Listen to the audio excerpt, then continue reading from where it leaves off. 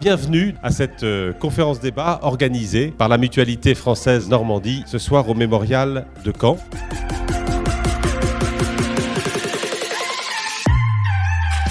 Les réponses à ces défis devront être de plusieurs ordres. En termes de structure d'abord. Ensuite, si la question de l'accompagnement est centrale, celle de la prévention l'est tout autant.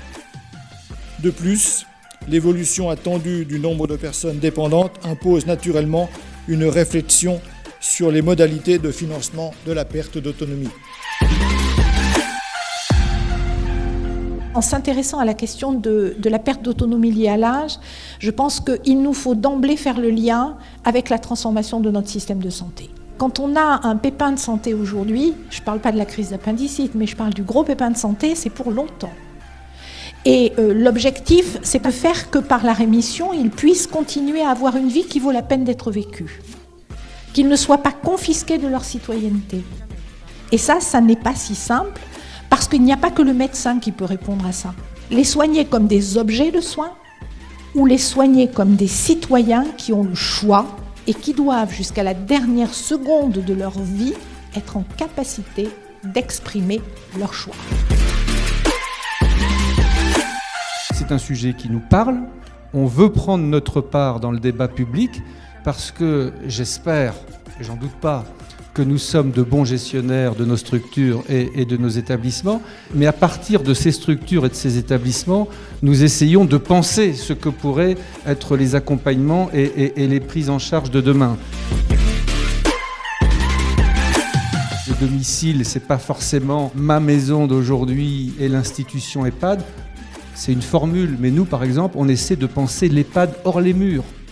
Comment est-ce qu'à partir d'un EHPAD, quand vous avez des gériatres dans un EHPAD, quand vous avez un médecin généraliste qui a l'habitude de voir des personnes âgées, comment est-ce que cette équipe, elle peut se projeter hors les murs de l'EHPAD sur le territoire, y compris pour faciliter la prise en charge, le maintien à domicile de ceux qui ne sont pas à l'EHPAD.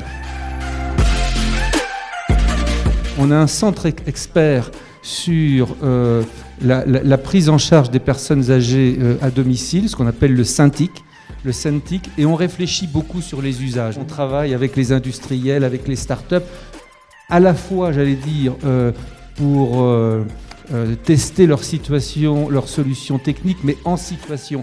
Quel est l'usage qu'en feront les personnes ? Nous avons souhaité créer le schéma départemental de l'autonomie.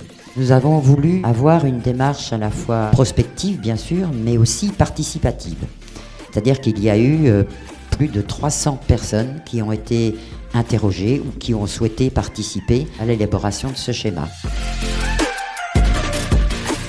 Nous essayons, bien sûr, de répondre sur les aspects législatifs, mais nous sommes aussi très, très attentifs au bien-être de nos concitoyens, bien sûr, et nous souhaitons, nous aussi, être associés à ce grand débat national. Soit on peut rester chez soi parce qu'on a un endroit qui est adaptable, soit il faut aller dans un lieu qui, lui, sera adapté.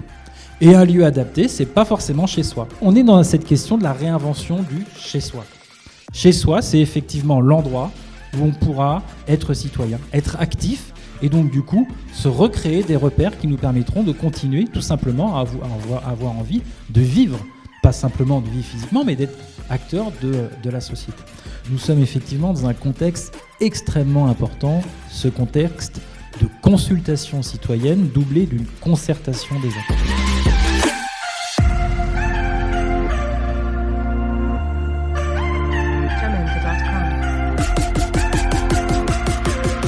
Je crois que c'est par une gouvernance qui intègre mieux les parties prenantes et qui pense la réponse au cœur des territoires, en associant des financeurs complémentaires, en associant les acteurs, en associant les familles, que l'on pourra dessiner un système de protection sociale qui garantira à nos concitoyens qu'ils ont le choix parce que ce sont des citoyens à part entière et qui par ailleurs assurera cette capacité d'apporter enfin des réponses complexes à des situations complexes.